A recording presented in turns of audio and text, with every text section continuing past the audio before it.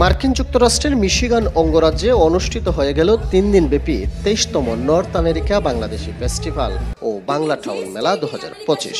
জমকালো এই আয়োজনে প্রবাসী বাংলাদেশিদের ঢল নামে দেশি বিদেশি হাজারো দর্শকের উচ্ছ্বাসে উৎসব প্রাঙ্গণ রূপ নেয় মিলন মেলায়।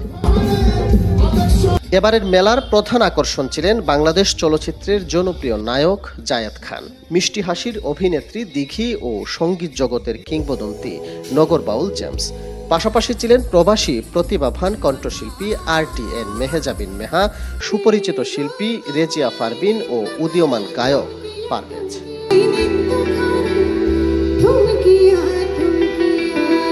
মেহেজাবিন মেহার মঞ্চ কাঁপানো পারফরমেন্সে দর্শকরা যেন একসাথে গান ও নাচে মেতে ওঠেন। আর রেজিয়া পারভিনের প্রাণছোয়া কণ্ঠ ও হাসিমাখা পরিবেশনা মুগ্ধ করে সবাইকে।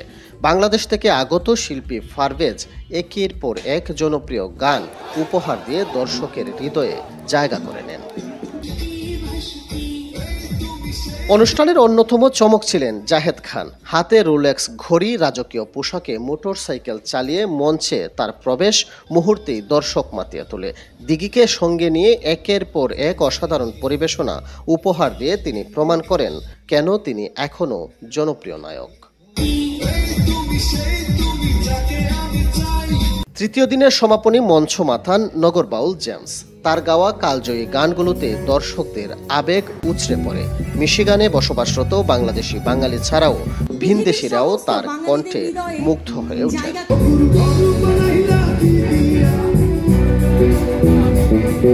ফেস্টিভ্যাল প্রাঙ্গণের দুপাশে ছিল শতাধিক স্টল। প্রবাসী ব্যবসায়ীরা দেশীয় খাবার, পোশাক ও নানা পণ্য বিক্রি করে আয় করেন উল্লেখযোগ্য পরিমাণ ডলার। আর মূল আকর্ষণ ছিল রেফেল ড্র, যেখানে বিজয়ীরা বিলাসবহুল গাড়ি থেকে শুরু করে নানা মূল্যবান পুরস্কার জিতে নেন।